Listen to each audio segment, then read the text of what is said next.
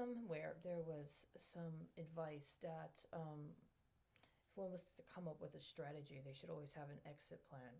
And at some point, after repeatedly being put into situations where I was intentionally cast as the target of an attempted assassination, that may not result in my immediate or actual death, but assassinated me or some account connected to me as a means to effectuate actual political assassinations, as well as actual murders involving children, I understood that there had been a line that had been crossed.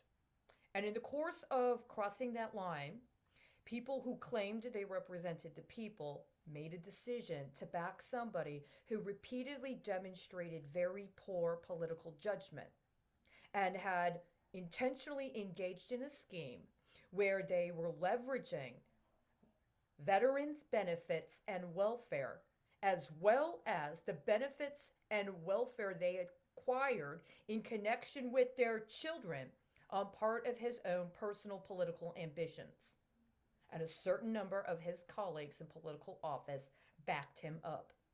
And my concern was when I saw that, it was in a series of repeated actions that not only intentionally stole from his constituents while he slandered them, but then also completely disabused what they gave to him in what was supposed to or alleged to be performance of his official duties as a public official for personal political gain that actually defrauded the people he was alleged to be representing. And I said to myself, this has gone too far. That there was another option that should have been executed earlier at a lower level of risk. And while it may have been deleterious to his personal benefit, when it came to the welfare of the people of the United States, that was the priority. And repeatedly refusing to move on, using the option available to neutralize that in the course of providing serious harms to the people, up to and including national security harms, and using it instead, the obstruction, instead to acquire personal political capital at the expense of his constituents, it had escalated to a situation where it was unquestionable. He had called his own nuclear option.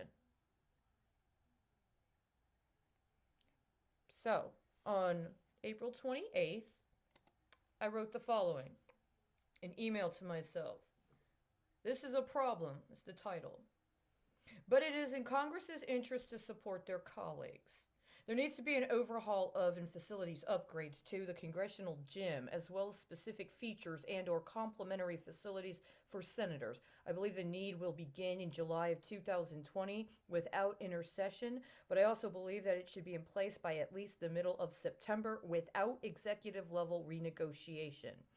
It is unfortunate I was not able to be a candidate. I would not have had a problem with addressing my senatorial duties to include this very important national security concern and would have been happy to have 43 other colleagues join me.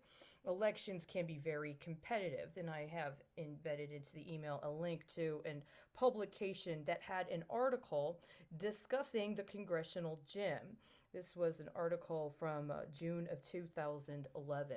I put that in there because my understanding was if you're going to establish a nuclear hedge, you need to be prepared to address it yourself. You don't steal from your constituents and wave your defaults off onto your vulnerable constituents, hoping to curry political favor because there's some need for the most vulnerable, that there are women and children and workers that have been impacted by the economy or by the pandemic when you yourself intentionally orchestrated the option for that very default.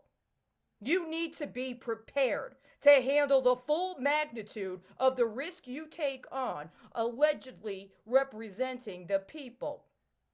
Did you create your constituents to be weak and cowardly and use children as human shields?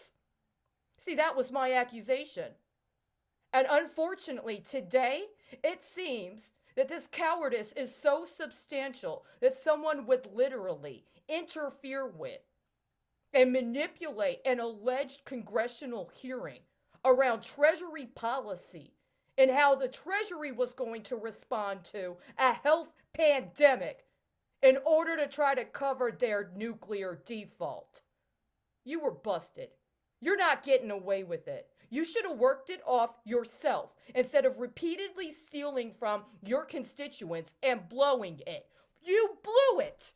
You blew it to what we're supposed to believe is another extension of our credit to you to the tune of $900 million. You still have not acknowledged how COVID-19 is transmitted. It has been, we're coming up on a year. We're coming up on a year since the first cases were reported. We've already had the first stock of the recapitulated Discount Bank of America issued.